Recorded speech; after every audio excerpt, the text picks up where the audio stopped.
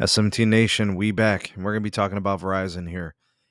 I have this placeholder image here of this website. This is actually Monica Alvin, a story we covered way back earlier this year, April 25th, 2022. And this was at a time where I think it was fresh off the heels of like investor conference or like after a Q1 earnings call. And, the CEO of Verizon, Hans Vestberg, they're in the middle of their year. They're in April. C-band had launched. There was all this conversation about how Verizon was doing, where they were in terms of their growth vectors. I actually want to speak to those growth vectors in today's video. I don't want to forget about these things because the CEO of Verizon, Hans Vestberg, specifically mentions these 5 vectors. And I want to kind of get the pulse of the people, give you guys my take, and then see if we can see eye to eye on some things and evaluate where we are in this whole process. All right, so the 5 vectors of growth for Verizon, according to the CEO: 5G mobility, nationwide broadband, mobile edge compute, and business to business solutions.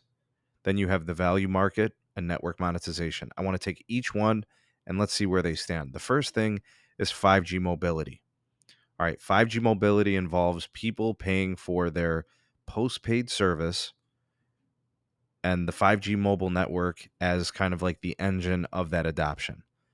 All right, so this would be the smartphone user, using Verizon as their network of choice.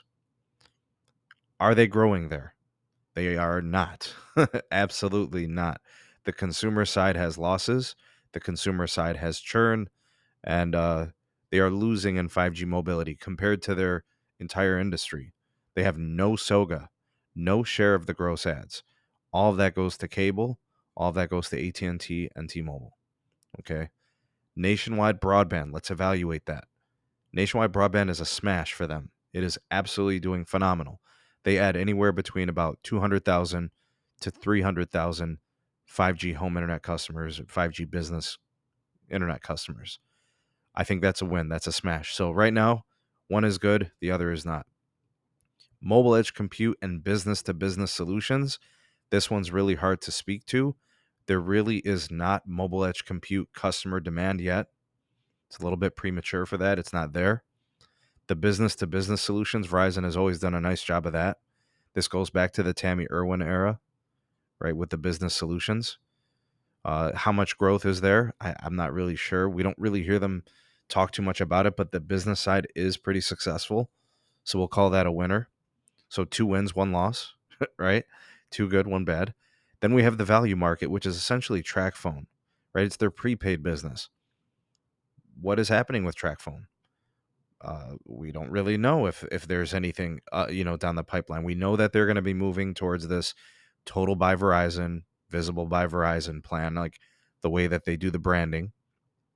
They're probably going to eventually have to consolidate some of that prepaid TracFone business, right? But as of right now, we don't see growth. We saw some consumer losses and churn due to phone issues, phone compatibility issues, and activation problems and all that other stuff, and network and SIM issues. So as of right now, that's not really a win. It's a win that they have those customers, right? 20 million customers, but they haven't really done anything with it yet. In fact, they're trying to stabilize their churn rate. So for that one, the acquisition is good. Growth, we're not really seeing it. So we'll call that a push. So 2 good, 1 bad, 1 push. The last one is network monetization. And I think that's a win for Verizon. They've got Mobile X on board. They've got Charter and Comcast, right, with Spectrum and Xfinity Mobile. They're growing like crazy. Those 2 companies combine for 600 or 700,000 net adds every quarter. So when it comes to network as a service, that network monetization, Verizon's actually hitting pretty good. So I want you guys to look at these 5 vectors of growth. 3 of them are actually legitimate growth, right? The nationwide broadband, the business solutions with the mobile edge compute, I guess, is kind of a small win. The network monetization is definitely a win. So there's some definitive winning there. Where they're having trouble, I think, is the 5G mobility piece.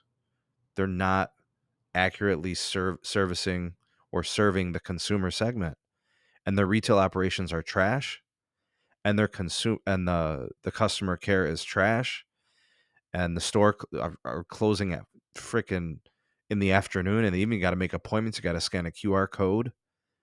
There's so many things when it comes to the 5G mobility piece that are just wrong. I think that has to be fixed as a primary focus.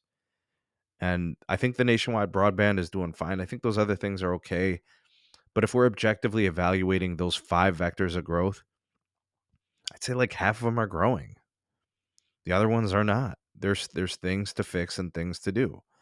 So, we obviously want Verizon to be more competitive with pricing, and that's where I think they're kind of faltering with the 5G mobility piece, those customers, right?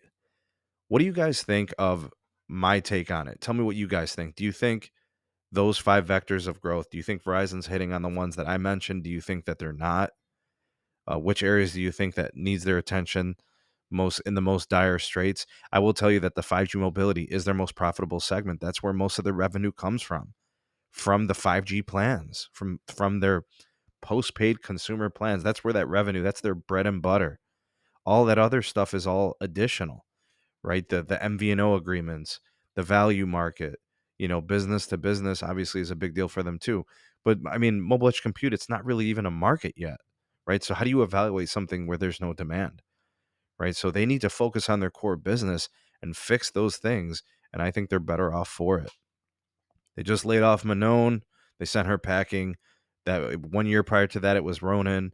Tammy's gone from business. All that's left is Hans with his five vectors of growth. And how's he doing on that? What do you guys think? Comment down below. You all, the voice of the people, the SMT Nation. Let your voice be heard. Like, share, and subscribe for more. If you want to support the SMT, that's what you could do. Also, support us with a YouTube membership. You can see where the link is in the description for that, or hit the join button in the Android app or on your desktop. Also, my Patreon page is there if you guys want to join and support us there as well. That's pretty much it. Gmail address for business inquiries in the description, as well as my Twitter handle if you want to reach out and get involved with that community there. And I'll leave you with some words of positivity here at the end of this video. Every new day is an opportunity to be great. Go out there and be great. Thanks for watching. See you on the next one. Peace.